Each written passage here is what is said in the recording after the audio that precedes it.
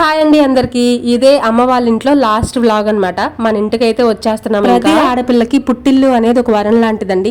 మనసు బాగాలేనప్పుడు ఇంటి పని, వంట పని, చిన్న పిల్లలతో విసిగిపోయి ఉంటాం కదా.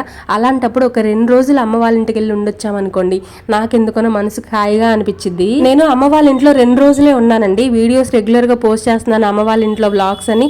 ఎక్కువ రోజులు అయితే ఏమీ లేను. మండే ఆఫ్టర్నూన్ కల్లా ఇంట్లో ఉన్నాను. మళ్ళీ వెన్స్డే ఆఫ్టర్నూన్ కల్లా ఇంటి నుంచి బయటకు వచ్చేసాను. కరెక్ట్ గా 2 రోజులే మంచిగా రెస్ట్ తీసుకున్నాను. ఎందుకనో ఒక తెలియని ఎనర్జీ వచ్చినట్టుంది. రేపటి నుంచి పిల్లలకి స్కూల్స్ స్టార్ట్ అవుతాయి కాబట్టి మళ్ళీ పరిగెత్తడమే. మేము ఇంక ఊరు వెళ్ళిపోతున్నాం కదా అని చెప్పేసి నాన్న పొలం వెళ్ళి దొండకాయలు, చిక్కుడుకాయలు, కాకరకాయలు అవి కోసుకొని వచ్చాడు. ఇంకా లగేజ్ అంతా సర్దిందండి. లగేజ్ ని పిల్లల్ని నాన్న ముందు సెంటర్ కి తీసుకొని వచ్చాడు. తర్వాత వెనకమాల నేను వచ్చాను. ఎందుకంటే అందరినీ ఒకటేసారి తీసుకురాలేడనమాట. పిల్లలు కుదురుగా ఉండరు బండి మీద. ఇంకా అక్కడ ఆటో ఎక్కించి నాన్న ఇంటికి వెళ్ళిపోయాడు. మేము కూడా తెనాలి వచ్చేసామండి. ఇక్కడ మా ఆయన వెయిట్ చేస్తున్నారు మా కోసం. వచ్చిందిరా నాయన నాకు తలకాయ నొప్పి పుట్టించడానికి అనేది మా ఆయన ఫీలింగ్ అనమాట. వీడియో నచ్చితే సబ్స్క్రైబ్.